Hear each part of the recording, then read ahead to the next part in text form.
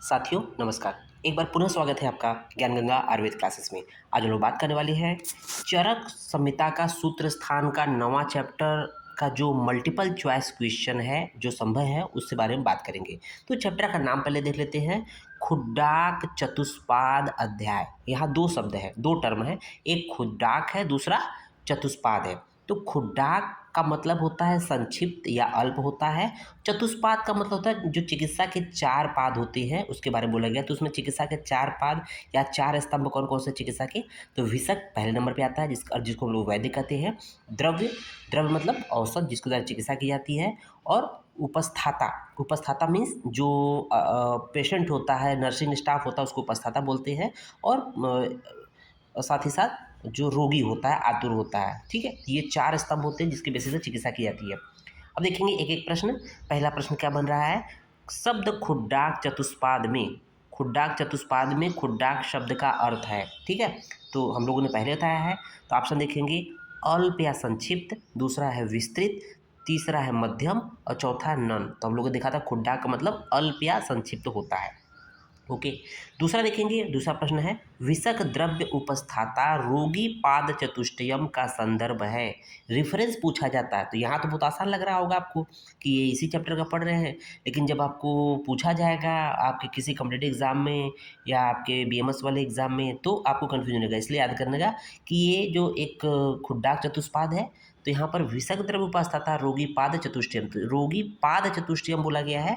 संदर्भ है चरक सूत्र 8 का, चरक सूत्र 9 का, चरक सूत्र 10 का, चरक सूत्र 11 का। सही जवाब होगा चरक सूत्र 9 खुड्डाक चतुष्पाद अध्याय। ओके, उसको देखेंगे, विकारो धातु वसम्यम साम्यम प्रकृति रुच्यते किस आचार्य का कथन है।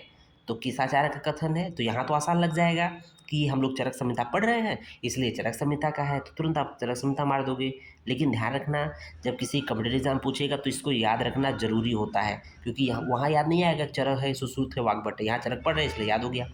नेक्स्ट पॉइंट देखेंगे, चौथा प्रश्न, कि चरक संहिता में चिकित्सा की परिभाषा वर्णित है। तो वेरी वेरी इंपॉर्टेंट है, चरक संहिता में चिकित्सा की परिभाषा कहाँ पर वर्णित है।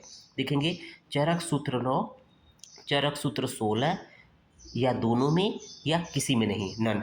तो ध्यान दीजिएगा, यहाँ तो आपको मिल जाएगा 9 में, साथ ही साथ 16 में मिल जाएगा, इसलिए 9 और 16 दोनों में, अर्थात बोथ ऑप्शन सी सही हो जाएगा। ओके, उसको देखेंगे, नेक्स्ट पॉइंट है, श्रुते पर्यवदात्वम किसका गुण होता है ना। तो श्रुते पर्वदातत्वम किसका गुण है, वैद्य का गुण है कि आतुर औषध का गुण है कि परिचारक का गुण है कि आतुर का गुण है। ध्यान दीजिएगा कि जो पहले की जो परंपरा थी पढ़ने लिखने की, वो गुरु लोग ऋषि लोग बोलते थे और जो शिष्य लोग सुनते थे, श्रुत करते थे, सुनते थे। तो जो अच्छा शिष्य होता था अच्छे ढंग से श्रुत करता सुनता था। तो श्रुते मतलब किसका गुण है, ये आपका वैद्य का गुण। अच्छे वैद्य बनने के लिए अच्छा श्रोता होना जरूरी है। ओके, अगला प्रश्न देख रहे होंगे हम लोग, बहुसो दृष्ट कर्मता किसका गुण होता है।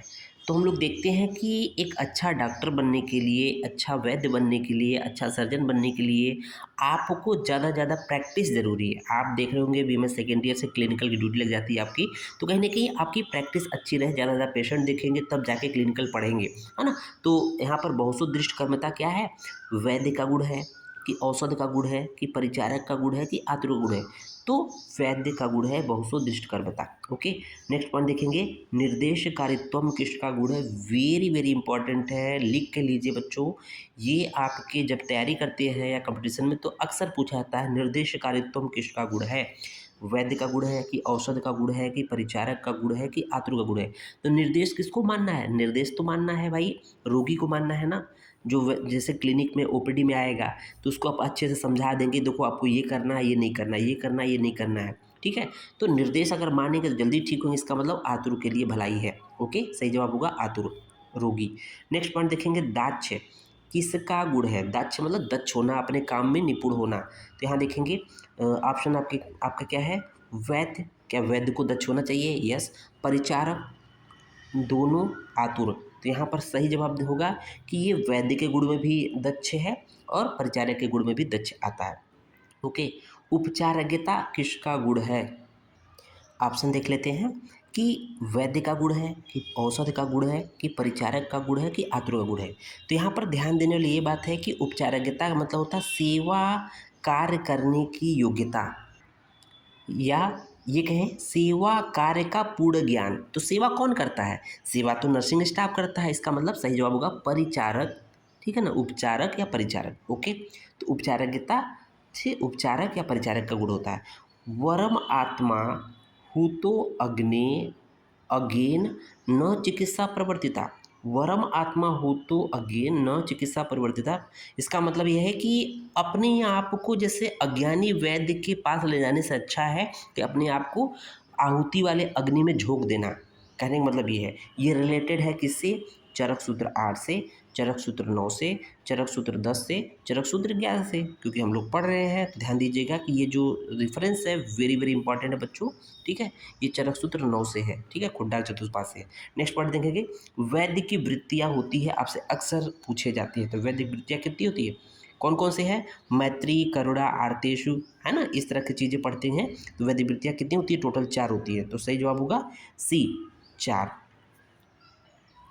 अगला प्रश्न देख रहे होंगे, चरक सूत्र 9 में उत्तम वैद्य के गुण बताए गए हैं। संख्या कितनी बताई गई है? ऑप्शन ए है 4, बी है 5, सी है 6 और डी है 7। सही जवाब क्या होगा? सी, 6 उत्तम वैद्य के गुण होते हैं। मैत्री, कारुण्यम, आर्तेषु, शक्य, प्रीतिर, उपेक्षणम। रिलेटेड टू, ये किससे रिलेटेड है? हम लोग पहले बात कर चुके हैं।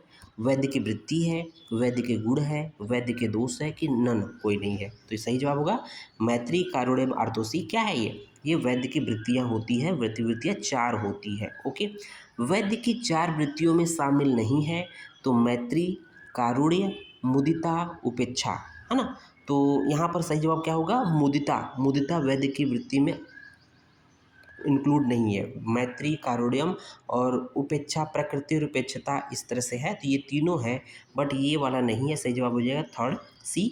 ओके, इस तरह से हम लोग का ये पार्ट समाप्त हो जाए। धन्यवाद।